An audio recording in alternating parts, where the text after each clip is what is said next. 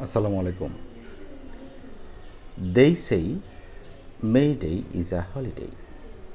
অথবা আমরা বলতে পারি hey, they say May Day is a holiday. এখানে চমৎকার একটি উচ্চারণ আছে যে উচ্চারণটা আমরা ভুল করে থাকি। আমরা এ থেকে জেড পর্যন্ত বা জি পর্যন্ত যদি উচ্চারণগুলো দেখি লেটারের, সেখানে আমরা প্রায় বাংলাদেশে 13 লেটার্স আমরা যেটা প্রনাউন্স করি 13টা লেটার ভুলভাবে উচ্চারণ করি 13 লেটার্স। তো এই 13 লেটার্সের মধ্যে এটা হচ্ছে মেজর একটা প্রবলেম। যেমন এটাকে আমরা সঠিকভাবে উচ্চারণ করতে গেলে এরকম এটার উচ্চারণ হবে যে এই উচ্চারণটা কী হবে এই আর এই দিয়ে যে ওয়ার্ডগুলো গঠন হবে সেটার উচ্চারণও কিন্তু এই হবে, সেটার উচ্চারণ কী হবে এই হবে। সেজন্যই বললাম যে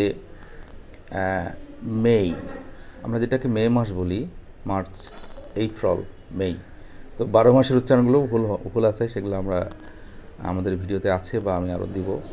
যে মে,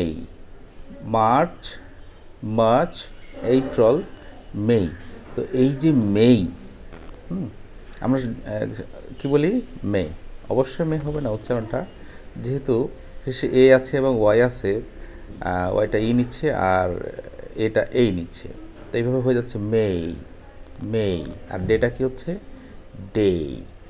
আবার কি বলছিলাম যে হলিডে they say বা hey they say May Day is a holiday। এই এ দিয়ে যে ওয়ার্ডগুলো গঠন হয় এককভাবে, যেমন হচ্ছে বেবি, আমরা বলি কি BI বেবি, তো এর উচ্চারণ যদি এই হয় তাহলে এ বেবি তো আর হবে না, বেবি হবে, তাই না? বেবি কী হবে বেবি।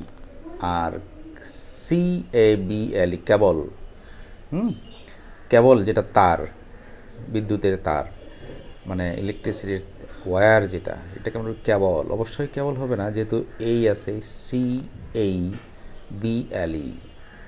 হ্যাঁ, তো উচ্চারণটা হচ্ছে তাহলে কি কেবল, কেবল না, কারণ কয়ের উচ্চারণটা কীরকম ইংলিশে কীরকম হয়, কয়ের উচ্চারণটা খ হয়, পয়ের উচ্চারণটা ফ হয় বেশিরভাগ ক্ষেত্রে, সব ক্ষেত্রে প্রায়, আর টয়ের উচ্চারণটা ঠ হয়। এই তিনটা উচ্চারণ ঠিক করলে আমাদের কিন্তু ইংলিশে প্রায় মোর দেন 20,000 ওয়ার্ডস প্রনাউন্সিয়েশন উইল বি কারেক্ট। 20,000-এর উপর আমাদের ইংরেজির উচ্চারণ ঠিক হয়ে যাবে যদি ঠি, ফি আর খ এটা ঠিক করি। তাহলে হচ্ছে কি বেবি, বেই, তাহলে বেবি, খেই বল, অ্যাবলটাকে কি বলছি আমরা এই বল, তাই না? তো এই দিয়ে কিছু ব্যতিক্রম ছাড়া যতগুলো ওয়ার্ড আছে এই সাউন্ডটা আপনারা ইউজ করবেন, দেখবেন যে খুব চমৎকার হচ্ছে। আর আগামী ভিডিওতে এই উচ্চারণের আরেকটি ভিডিও আসবো, সেটা হচ্ছে সেই, তাই না? এই সেইয়ের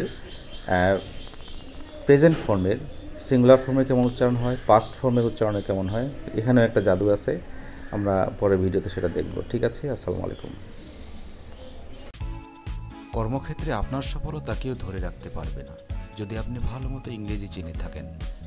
English aid, the best way to learn English.